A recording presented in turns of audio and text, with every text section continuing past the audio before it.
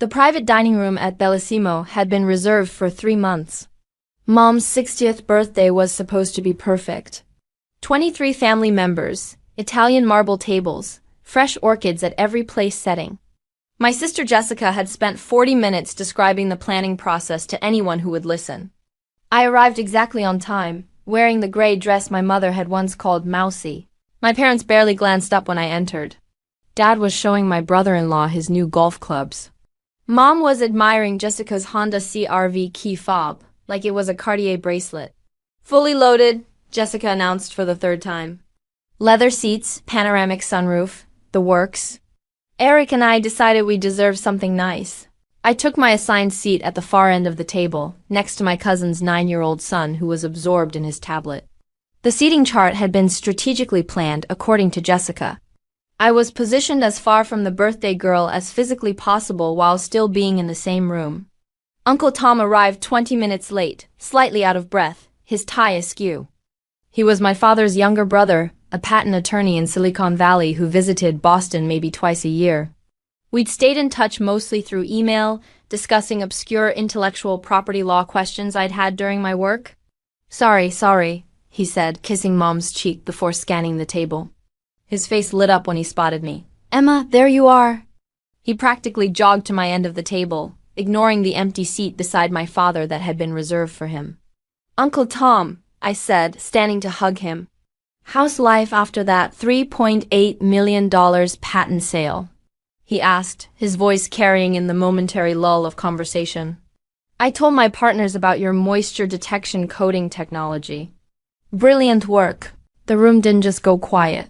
It went silent in that specific way that makes your ears ring. Jessica's mouth was open mid-word, the story about her Honda's Bluetooth connectivity dying on her lips. My brother-in-law's wine glass paused halfway to his mouth. My father's hand froze on his water glass. My mother's face went through a remarkable journey: confusion, recognition, panic, and finally a desperate attempt at a smile. What patent? She whispered, but her voice somehow carried to every corner of the room. I calmly sipped my wine, letting the moment breathe. Uncle Tom, blissfully unaware of the bomb he'd just detonated, continued with enthusiasm. The agricultural applications alone are game-changing, and the licensing deals you structured? Emma, you're going to revolutionize crop management in drought-prone regions? You sold a patent? My father said slowly, each word carefully pronounced. For $3.8 million? Last April, I said simply, to Agritech Solutions. The deal closed on the 15th. Last April, my mother repeated. She was gripping her napkin so tightly her knuckles had gone white. That's almost a year ago.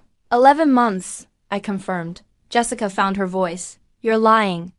You worked at a library. I'm a research chemist at Dendrite Solutions, I said. I've been there for 6 years. The library job was during my PhD program. That ended in 2019. But you told us, Mom started. I never told you I worked at a library, I interrupted gently. When I mentioned my research position at Dendrite, you said, that's nice. Dear, and changed the subject to Jessica's promotion to assistant manager at Target. I stopped correcting the assumption after the 3rd family dinner. Uncle Tom was looking between us now, awareness finally dawning. Wait, they didn't know? No, what? Dad demanded. That our daughter has apparently been living some secret life. Secret? I set down my wine glass. I sent you both an invitation to my PhD graduation. I mailed you a copy of my dissertation. I emailed you when I got the job at Dendrite. I called when my first patent was approved. You told me you were busy with Jessica's housewarming party. A PhD? Mom's voice had gone very small. You have a doctorate? Materials Science and Chemical Engineering, MIT, graduated summa cum laude. I turned to Uncle Tom. Thank you for asking about the patent. The licensing revenue is exceeding projections. We're looking at an additional $1.2 million over the next 3 years from the secondary applications. My cousin Rachel, seated midway down the table, started laughing. Not polite laughter, actual gasping laughter. I'm sorry, she managed between breaths. But Aunt Helen, you told me last Christmas that Emma was finally holding down a steady job shelving books. You said it with a straight face. I thought Mom looked at Dad helplessly. You thought wrong, Uncle Tom said, his lawyer voice emerging. Emma's patent has been featured in 3 industry journals. She gave a keynote speech at the International Polymer Conference in Geneva last fall. I assumed you were bursting with pride. The waiter appeared with appetizers, creating a moment of forced normalcy as plates were distributed. No one touched their food. Jessica recovered first, pivoting with the smooth desperation of someone trying to regain control. Well, that's great, Emma, but money isn't everything. Eric and I are focusing on work-life balance. My promotion to senior assistant manager comes with real leadership responsibilities. That sounds fulfilling, I said sincerely. More fulfilling than just selling some patent and coasting, she added, her smile sharp. Uncle Tom made a sound that might have been a suppressed laugh. Emma's not coasting. She's currently heading the development team for a biodegradable plastic alternative. The preliminary results are extraordinary. If it works at scale, we're looking at a potential environmental revolution. We? Dad said. My firm handles Emma's IP portfolio, Uncle Tom explained. We've been working together since her 2nd year of graduate school. She has 4 patents currently in application, 3 already approved and licensed, and 2 more in development. The $3.8 million sale was actually her smallest deal. I watched my mother's face carefully. She was doing mental math. I could see it happening behind her eyes. Your smallest? She managed. The moisture detection coating had limited applications, I explained. Primarily agricultural. The previous patent, the self-healing polymer compound, licensed for $6.2 million to 3 different manufacturers. But that spread over a longer timeline. Jessica's face had gone blotchy. You expect us to believe you've made over $10 million? Not made, I corrected. Licensed. And the total is closer to $14.7 million when you include the royalty structures and the consulting fees. Though after taxes and legal fees, the actual amount is lower. The silence this time was different, heavier. My brother-in-law. Eric cleared his throat. So when Jessica told you last year that you should really think about getting a real job with benefits, you told me I was wasting my potential, I said to Jessica directly. You said I was 31 years old with nothing to show for it. You suggested I apply at the Target you work at because you could put in a good word. I was trying to help, Jessica said weakly. You were trying to feel superior, Rachel interjected. We all watched you do it. Every single family gathering, you'd find some way to mention Emma's struggles while talking about your management training. Dad set down his fork with a sharp click. Why didn't you tell us? I did tell you, I said. Repeatedly, for years. You weren't interested in listening. That's not fair, Mom said. We've always supported you, Uncle Tom actually snorted. Helen, with respect, I've been at family dinners where you've introduced Emma as our other daughter while spending 20 minutes bragging about Jessica's retail career. At Thanksgiving 2 years ago, you didn't even mention Emma in your gratitude toast. Mom's protest died. When Emma called to tell me about the agritech deal, she was crying. Uncle Tom continued, his voice gentler now. Not from happiness. She was crying because she'd just tried to tell you both about the preliminary offer. And you put her on speakerphone while watching Jessica's kids' soccer game. You said that's nice, honey, and hung up without asking a single question. I remembered that call. I'd been standing in my apartment looking at the offer letter, wanting to share the moment with my parents. The dial tone after they'd hung up had felt like a physical thing. We didn't know it was important, Dad said. A $3.8 million offer wasn't important enough to have your full attention, Uncle Tom asked. Jessica pushed her chair back. This is Mom's birthday dinner. Can we not do this now? You're right, I said, standing as well. I reached into my purse and pulled out an envelope, setting it in front of my mother. Happy birthday, Mom. She opened it with shaking hands. Inside was a check for $50,000. What is this? She whispered. A gift, I said. I thought about what you might need. Dad mentioned wanting to renovate the kitchen last year. This should cover it. We can't accept this, Dad said, but his eyes were locked on the check. You can, I said. It's a gift, no strings. Despite everything, you're still my parents. Mom started crying. Real tears, not the delicate ones she produced for sympathy at church functions. Emma, I'm so sorry. I never meant to make me feel invisible. I supplied gently. I know, you didn't mean to. But you did. We can fix this, Dad said urgently. We'll do better. We'll listen. I sat back down and Uncle Tom squeezed my shoulder supportively. I'd like that, I said. But it requires actual change. Not just promises at a birthday dinner. Rachel raised her glass. To Emma, the most successful person at this table and the one who's been treated the worst. Rachel, Mom protested. Am I wrong? Rachel challenged. Anyone? Someone want to argue that Emma hasn't been ignored and dismissed at every family gathering for the past decade? No one spoke. The waiter returned, asking if everything was all right with the appetizers. The question hung in the air with unintentional irony. Everything's fine, I said. Could I get the papardo bolognese from my main course? Slowly, others began ordering. The dinner continued, but the atmosphere had fundamentally shifted. Uncle Tom stayed beside me, occasionally adding details about my work that my parents absorbed with visible shock. Jessica barely spoke, pushing food around her plate. Eric kept glancing between his wife and me like he was watching a tennis match. During the main course, my father asked, "What are you working on now?" It was the first time he'd asked about my work in over 5 years. I told him about the biodegradable plastic project, about the team I was leading, about the potential environmental impact. He actually listened, asking follow-up questions that showed he was processing the information. Mom kept looking at the check, then at me, then back at the check.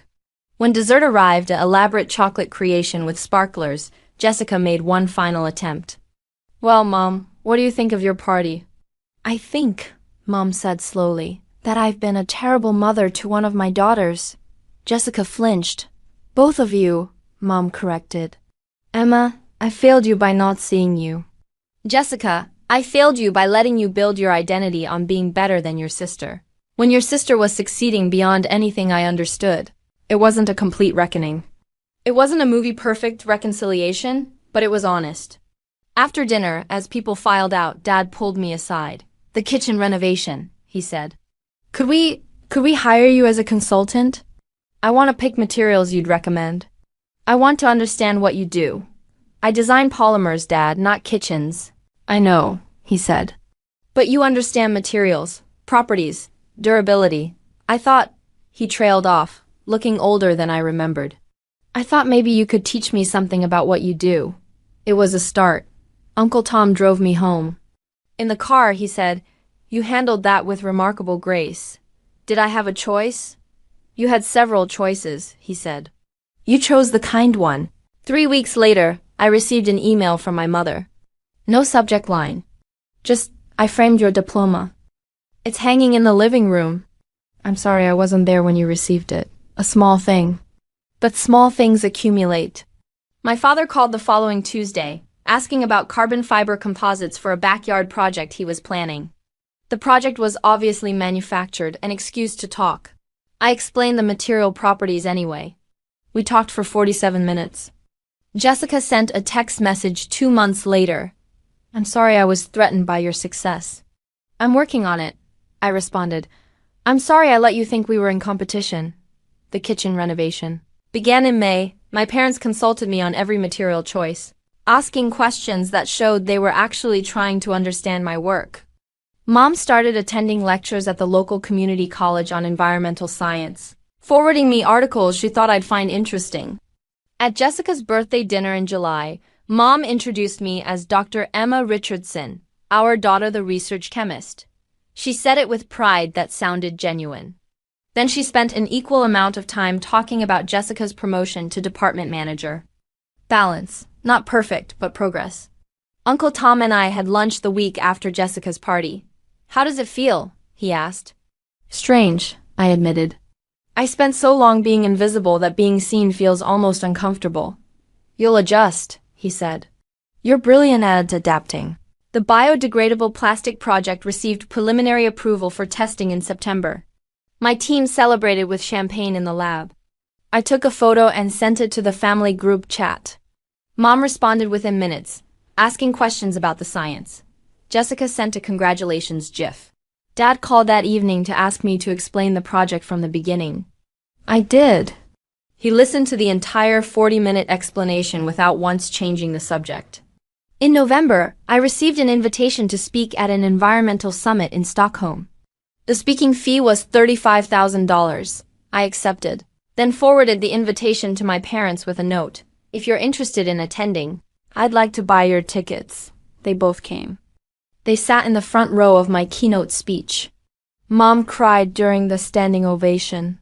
At the airport heading home, Dad said, I miss so much of your life. Yes, I agreed. Can I be there for the rest of it?